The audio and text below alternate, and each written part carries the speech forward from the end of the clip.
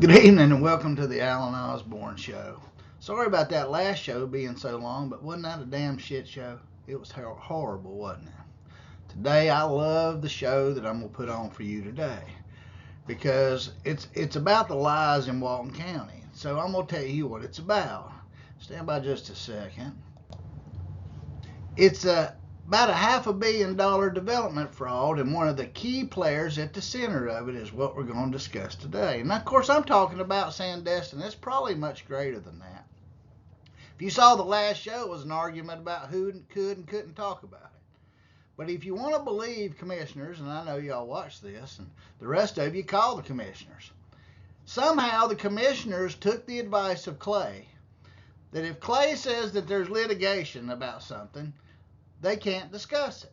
And that means if a citizen comes up there to tell the commissioners, who have an oath to enforce the law, that the law is being broken, they can't even hear it or consider it, according to Clay. Somehow, the recommended policy is a shield for enforcement of the law. Does that pass the smell test when it comes to legal authority? So the opinion of this conflicted attorney who used to work for the developer of Sandestin, that the 2017 NOPC, which has no drainage issues, is the right for the commissioners to ignore multiple letters from state agencies of noncompliance by the developer and to continue to offer the developer planning services and the improvement of major developments, not knowing if he's in compliance and in receipt of letters that they aren't. That's what they told you, commissioners. Clay told you that you can look the other way on a massive fraud by policy. That somehow my appeal of whether we have the right to intervene is a bigger issue than whether the developer is breaking the law and whether the county staff is assisting them. The staff's assisting the ordinance to be broken and providing the developer with paperwork and certifications that will be used to obtain bank loans from publicly held companies, I would suspect. So let's think about that. I wonder who did this. Guess who it is?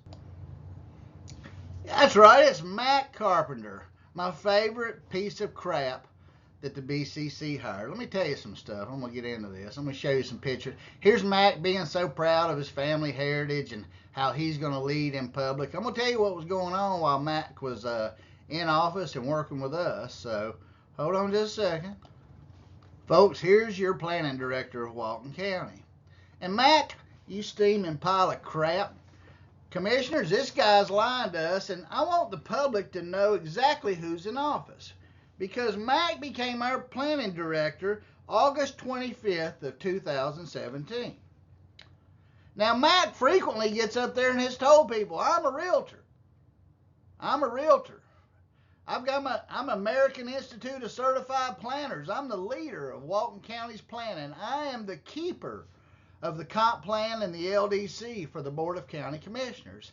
And I am a fraudulent liar, in my opinion. And I'm going to tell you guys why. Hell, it's not my opinion. It's the written complaint, the first of which is case number 2017-033892, Florida Department of Business and Professional Regulations. Administrative complaint is filed against respondent, and the respondent being a brokerage service. Respondent's address of record is 187 Live Oak Avenue, west of Uniac Springs, Florida, 32435. And this is a public record. The respondent is Matt Carpenter.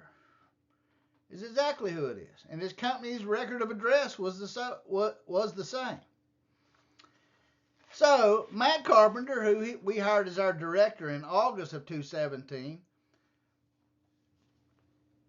the respondent, Matt Carpenter, authority of his license had been voided the month before. And listen to the accusations filed with the Department of Business and Professional Regulations. Here's what Mac did. Mac had a management company, just like he's managing our comp plan and LDC. And he took over for another company. Mac's company, Resort Realty Services. Now, he's running this Resort Realty Services while he's approving resorts and realty stuff as the planning director for Walton County, but Walton County doesn't think that's a conflict when they hire people. So he's doing this. He's been an employee. He's just not the director yet.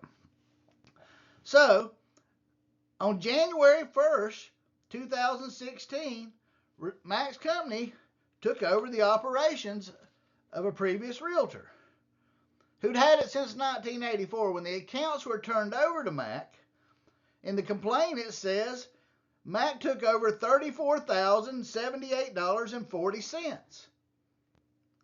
That's what it was when he received the account in December. By January 2016, the property's owner account balance with RRS, i.e. Mac, was zero. So in 1 month, $34,000, okay, I give him the benefit of the doubt, the 1st to the 31st of January. In 2 months, $34,000 turned into zero. They sent him a demand letter before he became, in May of 2017, they'd sent him a demand letter before he became our planning director. This just shows you how well they know what's going on hiring these people. Oh, God, you can't make this shit up. By May, they had told him that he was canceled. He was to return said funds and files, and they would give it to a new management company. Item 12, respondent did not deliver said files or funds. An address of record was not maintained as required by the Florida statute. Instead, when they went to serve Mac, a sign was in the yard of the address of record that states CrossFit Lake Defuniac coming soon. These charges resulted in the following. Count 1 against Mac Carpenter.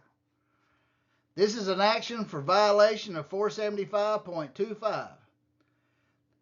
Florida statute subjects a real estate licensee to discipline for committing the following: fraud, misrepresentation, concealment, false promises, false pretenses, dishonest dealing by tricks, schemes, and culpable negligence or breach of trust in any business transaction in this state or any other state, nation, or territory has violated a duty imposed upon her or him by law or by the terms of a listing contract, written, oral, express, or implied in a real estate transaction.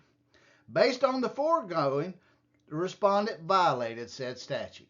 So Mac committed all the things that are encompassed within the statute I just told you. And they were all horrible. I don't know if he did every one of them, but definitely some money got missing. Count 2. He failed to deliver. After giving the delivery, not only did he misrepresent it, but when they told him to give it back, he failed to do so. And in the absence of fixed time, as required by law, the person was entitled to the accounting delivery of their personal property and money, funds, deposits, checks, abstract title, mortgage. You can go read the statute yourself. It's 475.25, 1 paragraph D. Count 3. Maintain an active office. When they went to the active office, there was a coming soon CrossFit sign. He got one for that. I'm not going to make this show too long, but I'm going to get to the bottom line. Let me tell you what happened. So, this has been going on since 2016, and here's what happens. Mac knows he can't prove this stuff wrong, or I'll just go ahead and say he does. That's my opinion, because here's what happened. Mac didn't want to go any further. He didn't want to prove it. So here's what he did. He voluntarily responded, Charles McDonald, Carpenter, real estate broker's license 3344228, and responded for RRS Services Inc., broker's license 105020123, voluntarily relinquishes his license to practice the profession of real estate in the state of Florida for permanent revocation. He agrees to never reapply for a real estate license. He's supposed to immediately cease practicing real estate upon execution of this agreement and to refrain from the practices of real estate. He also goes on to further say that he relinquishes in the final order that the respondent voluntarily relinquishment of his license and permanently revokes any and all real estate license, registrations, certificates, and permits issued or held by the respondent in order to dismiss this investigation. And it's a final order since April of 19. So from 2016 to 2019, Mac was running for fraud and nobody in the county knew it. Now, somehow, the commissioners believe that Mac won't lie to them whether Sandestin's in compliance. And here lies the order. There's an omission. And secondly, does the American Institute of Certified Planners know that the person in charge of all our real estate voluntarily gave up his license for being accused of fraud forever? And he's in charge of Walton County. We had an engineer who didn't pass the engineer's license test. It was his assistant. We got Catalano in there who was a roofer before Cecilia helped the county pay for his education. You just can't make this shit up, and it ought to anger you. So tell me, hold on. Is it time for an audit, commissioners? Do you believe Clay can tell you if you're aware of the law being broken that you don't have to? Do the rules matter? Or is it just for some people? Is it like tobacco in the room? At some point, y'all are going to have to decide what the slippery slope is. But think about this. Somebody in HR hired Matt Carpenter when he'd lost all his licenses. How many times has Mac said since the permanent revocation and his voluntarily part in 18, how many times has Mac represented or said in a deposition that he was a realtor? I'll bet you he has, because I know he's told me. Hey, commissioners, I think at the next meeting you should tell the other commissioner if Mac has represented to you that he's a realtor, because he's not. And should we have somebody who lost all his real estate license in charge of our real estate in Walton County? I think that's a no-brainer, didn't it? I don't know on the Alan Osborne show. Can we fix this train? Are y'all going to show up and tell the commissioners?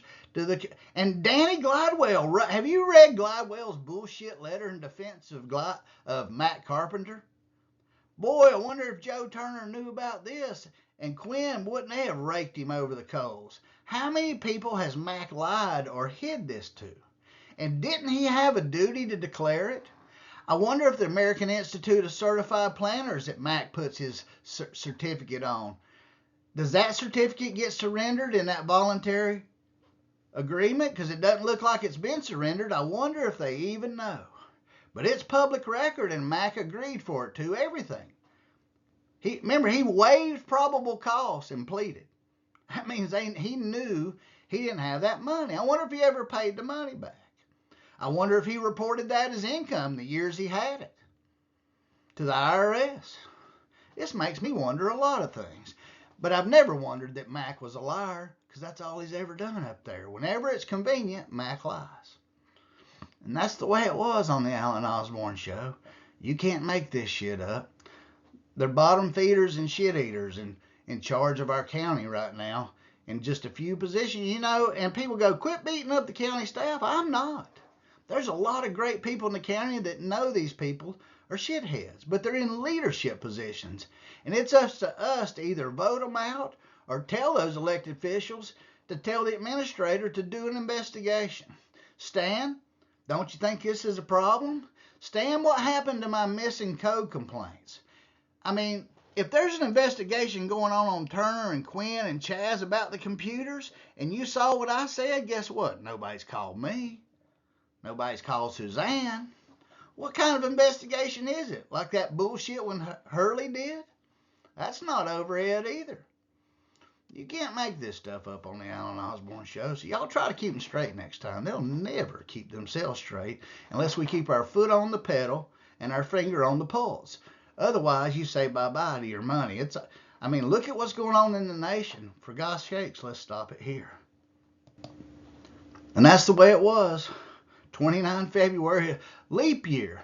We leapt off. You know what we leaped today? this unusual day every 4 years, we leapt all the way over integrity in the county, and most of it has to do with the word Atkins. Y'all think about it out there, you hear? Stay tuned next time.